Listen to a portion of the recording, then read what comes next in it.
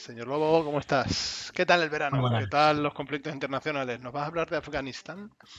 Sí, vamos a hablar un poquito de Afganistán. Bueno, ya cerramos el ciclo de la Unión Europea que recuperaremos de vez en cuando haya acontecimientos relevantes. Siempre será un poco un as en la manga, pero toda la sección que dedicamos a estudiar la estructura institucional, pues bueno, pues hemos pasado página y como ya empezamos a hacer la temporada pasada, vamos a hablar un poquito más de conflictos actuales o de noticias un poco laterales, un poco olvidadas. Hoy vamos a empezar el programa con algo que es candente, que es casi inevitable si queremos hablar de Ah, política lo del internacional. volcán. Lo del volcán de La Palma, No se exactamente, me y ocurre nada más candente, desde luego. el conflicto que se está generando entre los ayuntamientos de Palma Mayor y Turucalo, que es obviamente un conflicto de magnitud internacional. Bueno, Bueno, vale. para que nuestros atubolers sepan el nivel de conocimiento del señor Lobo sobre esta materia, tengo que contar una anécdota muy breve, y es que cuando yo estaba escuchando esta noticia sobre Afganistán, me llamó la atención que muchos tertulianos pedían que la comunidad internacional interviniera en Afganistán militarmente, cuando llevaban muchos años criticando que Estados Unidos hubiera intervenido militarmente en Afganistán. Entonces me llamó la atención esa contradicción y llamé al señor Lobo y le dije, oye, por favor, ¿me puedes explicar brevemente qué es el conflicto este de Afganistán? Y me dio una breve píldora de 20 minutos, le pillé ahí a matacaballos, así, como para abreviarme, 20 minutos en el que me explicó hasta lo que medía cada montaña de Afganistán, cuántas Bueno, cuevas y cuántas grutas había en cada montaña. O sea, Pues hoy tiene que hacer lo mismo, pero más breve todavía. más breve todavía, pero en exacto. 10 minutos. A ver, vamos a ver. Vamos a hablar, obviamente, del conflicto de Afganistán.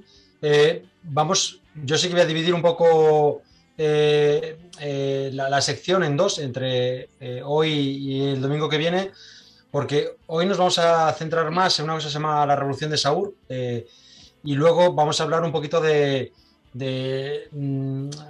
el conflicto actual. O de un análisis geopolítico del conflicto actual. Pero para entender lo que vamos a hablar la semana pasada y de lo que hablé con el señor Igea hace unas semanas, hay que entender un poquito del contexto, por lo menos de los últimos 100 años de lo que es Afganistán. Para eso quiero leer un tuit de La Sexta Noche, La Sexta, propiedad de Roures. Es una cadena de televisión, como todos sabemos, que se dice que es una cadena progresista y de izquierdas. El 10 de septiembre, a raíz del homenaje al 11 de septiembre, el 20 aniversario del 11 de septiembre, escribieron este tuit.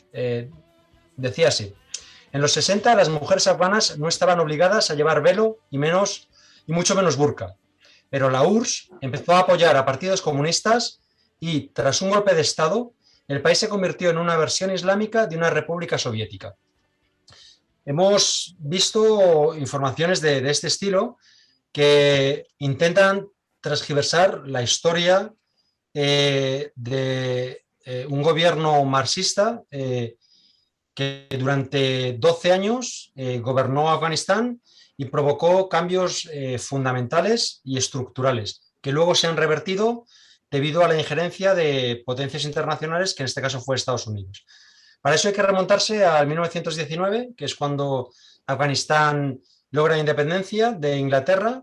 Es una región montañosa que ha sufrido varias invasiones, la última de Estados Unidos. En dos ocasiones perdió Inglaterra, esta última la perdió Estados Unidos. Inglaterra en el 1919 se da por vencida y Afganistán logra la independencia. En esa época estamos hablando de un estado prácticamente feudal, en el que el 95% de la población era analfabeta, en el que la tierra estaba en manos de grandes terratenientes y la gran parte de la población trabajaba a base de deudas, adquirían deudas y de hecho se calculaba exactamente lo que le correspondería a cada adulto y a cada niño en función de las calorías que podían tener. Eran 5 pans NAN por adulto y 3 por niño.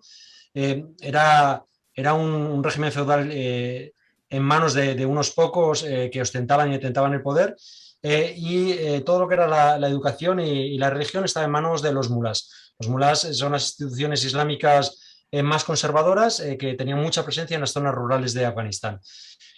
Durante esa época, durante el 1919 hasta finales de los 70, era un estado que dependía de la ayuda exterior y quien le daba o le proporcionaba fundamentalmente ayuda era la Unión Soviética.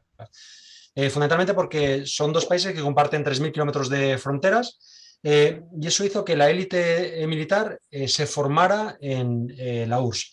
Esto fue fundamental para lo que pasó el 27 de abril del 78, que veremos a continuación, porque fue una élite militar que empezó a formarse en marxismo, empezó a tener una conciencia atea, una conciencia socialista y volvía a un estado que, como hemos dicho, era un estado cuasi feudal.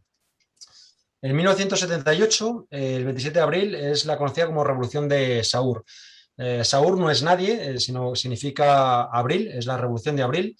En el calendario persa es el segundo mes y esta Revolución de Abril del 1978, conocida como la Revolución de Saur, fue un golpe militar de esa élite militar formada en la Unión Soviética y apoyada por un partido que es el Partido Democrático de Afganistán, que es un partido marxista.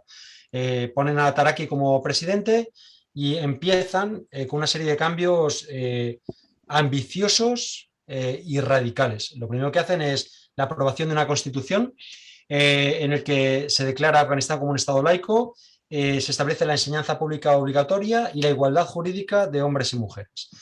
Esto está acompañado de una serie de medidas prácticas como son la construcción de multitud de escuelas y contratación de profesores, se estudia por primera vez lenguas locales, en los primeros 5 años consiguen que más de 1 millón de personas se alfabeticen. Habíamos hablado de un país donde el 95% eran analfabetos.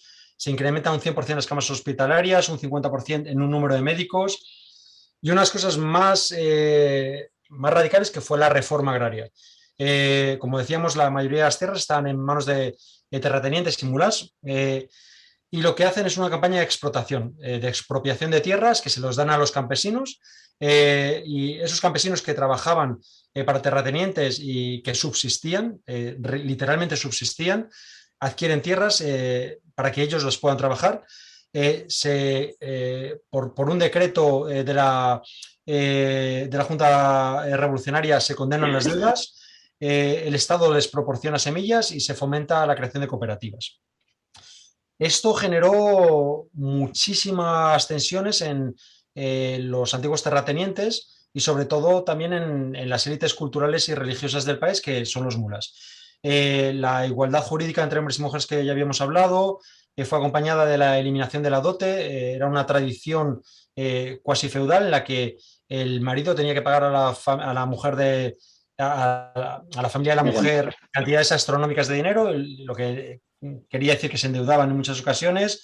Se abolió el derecho de la obligación de la mujer a tener que llevar velo, se legalizó el trabajo femenino, se prohibió el matrimonio infantil.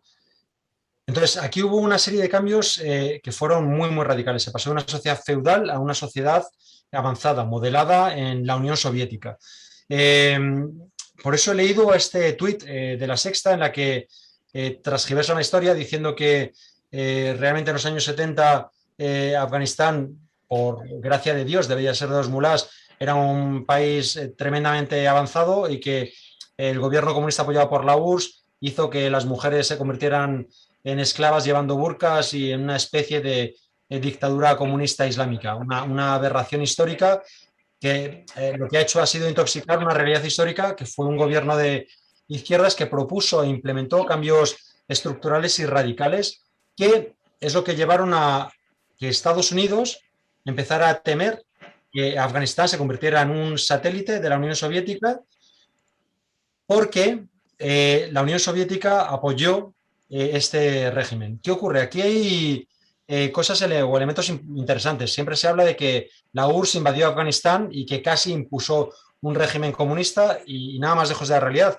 Estamos hablando de que la Revolución de Saur gana el 27 de abril de 1978 y la URSS no reconoce al gobierno socialista de Afganistán hasta diciembre del 79, un año y medio después. La URSS no le hacía mucha gracia los cambios que estaba viendo en Afganistán, sobre todo por corrientes ideológicas marxistas. Esto es bastante típico en los regímenes socialistas, pero la revolución de Afganistán, si bien está alimentada por esa formación de las élites militares en la URSS, es una revolución propia, con un grandísimo apoyo urbano, no tanto rural, pero con un grandísimo apoyo urbano, y que estableció una agenda de cambios radicales y muy profundos. Finalmente, en el diciembre del 79, la URSS, a petición del Consejo Revolucionario, apoya el régimen marxista de Afganistán, porque al mismo tiempo, como está diciendo, Estados Unidos empieza a financiar a los mujahidín, empieza a financiar a los sectores islamistas más radicales, y esto lo sabemos por las típicas películas de Rambo, que empezaron con la construcción de este relato, la que eran los Freedom Fighters, los luchadores de la libertad, y se empieza a construir esta imagen de que los mujahidín realmente son luchadores anticomunistas, cuando la realidad es que es gente ultraconservadora que quería la vuelta a un estado feudal, mientras que el régimen, el PDA, el gobierno marxista, había establecido cambios profundos e igualitarios hacia una sociedad más industrializada y más avanzada. Esto no es una teoría conspiranoica, sino que la propia Hillary Clinton lo reconoció cuando era secretaria de Estado, ¿no? La propia CIA lo ha reconocido, son hechos históricos incuestionables. Tan incuestionables como que, de hecho, en el año 88, o sea, estos cambios llevaron a una guerra civil, la financiación de los mujahidín, que eso también es verdad que no es así. O sea, a veces se dice que los mujahidín fueron fundados o creados por Estados Unidos, y nada más lejos de la realidad. Ese tejido islamista radical existía en Afganistán, y estaba muy dolido por estos cambios que están imponiendo las élites urbanas comunistas de Afganistán, y lo que hizo Estados Unidos fue simplemente financiarlos, que luego crearon un monstruo que acabó con los ataques a las Torres Gemelas. Pero Estados Unidos tenía mucho miedo en que el socialismo avanzara, tenía mucho miedo en América Latina, tenía mucho miedo en Asia, tenía mucho miedo en África, y cualquier intento de crear una sociedad socialista alternativa era minada o era soslayada, bien financiando guerrillas en América Latina, bien financiando a los mujahidín en Afganistán. Sí, señor Lobo, una pregunta. No sé si es lo que vas a contar ahora, pero ¿en qué momento cambia la actitud de Estados Unidos? Eso lo vamos a dejar para la semana que viene, porque es más interesante hablar de esta conocida como la invasión de la Unión Soviética. Ha habido mucha intoxicación del papel de la Unión Soviética y del papel de esta revolución de Saur. Hay un hecho también incontestable, que en el año 88, 10 años después de la revolución de Saur, y 9 años después de la entrada de la Unión Soviética se retira sus tropas de Afganistán, entre otras cosas porque la Unión Soviética empieza a resquebrajarse, empieza a sufrir las consecuencias de un gasto militar por esta carrera armamentística con Estados Unidos desbocada, que hace que empiezan a presentarse las primeras fisuras en ese régimen socialista de la Unión Soviética. Las tropas se retiran en el 88. Si realmente fuera un gobierno exclusivamente sostenido por la URSS, hubiera caído inmediatamente, y tardó 4 años más en caer. El PDA y el ejército que apoyaba al PDA y a esta revolución socialista duró 4 años más, hasta el año 92, que ya veremos en la semana que viene qué es lo que ocurrió y a qué llevó esta intervención de Estados Unidos, y cuáles han sido, cuál ha sido el cambio discursivo y el cambio de relato de Estados Unidos con respecto a los mujahidín. Y para contestar un poco a tu pregunta, que ya lo haremos la semana que viene. Pero el objetivo era un poco explicar, no sé si ha quedado claro, todas las medidas y todos los cambios fundamentales que intentó la revolución de Saur, que intentó y plasmó en muchísimos casos, sobre todo en las grandes zonas urbanas. Estas imágenes que tenemos de las mujeres en minifalda en Afganistán son de esa época, de los años 70 a los años 80, con esta igualdad jurídica de hombres y mujeres que se estableció y se imprimió en la nueva Constitución Socialista de Afganistán. Y sí, hubo un apoyo de la URSS, pero no fue patrocinado por la URSS. De hecho, la URSS entró 1 año y medio después, y solo a petición del Consejo Revolucionario y por la financiación tan brutal que estaba haciendo Estados Unidos de los Mujahideen y que está poniendo contra las cuerdas este gobierno que había llegado a través de una revolución armada, pero que estaba estableciendo cambios profundos e igualitarios en una sociedad que tiene una herencia islámica desigual y cuasi feudal. Una pregunta, cuando era un régimen feudal, lo era a todos los niveles, incluso a nivel gubernamental, quiero decir, ¿había algún tipo de democracia en esa época? O... Era una monarquía, no. Era una monarquía. Eran monarquías. Hubo un intento en los años 20, de hecho, tras la revolución de la independencia de Inglaterra, en la que uno de los monarcas intentó hacer una monarquía un poco más aperturista, fijándose un poco en los cambios, siempre islámica, fijándose un poco en los cambios que estaban ocurriendo en Turquía en esa época. También hubo una pequeña apertura. De hecho, hizo que en esa época hubo élites, bueno, no élites, hubo gente de zonas rurales que empezaron a ir a la universidad, empezaron a formarse, que luego también sería el germen de lo que llegaría a ser la revolución de Saúl años más tarde, pero fue siempre una monarquía absolutista.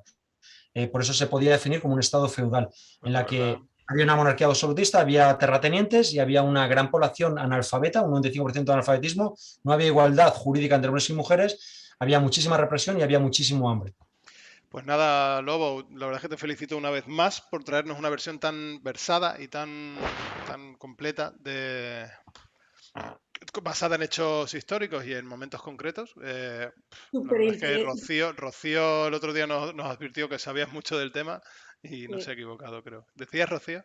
Sí, que yo solo quería, bueno, que sé que lo vas a contar en el siguiente programa, pero justo estaba viendo ahora un artículo que pone: los talibanes excluyen a las niñas de la escuela secundaria y es del 18 de septiembre. O sea que ya inician la reapertura este sábado en Afganistán sin niñas ni profesoras. O sea que... Eso lo veremos. Muchas gracias por remitir eso, porque vamos a ver qué pasó en el 92 y qué pasó en el 96 con la llegada de los talibán.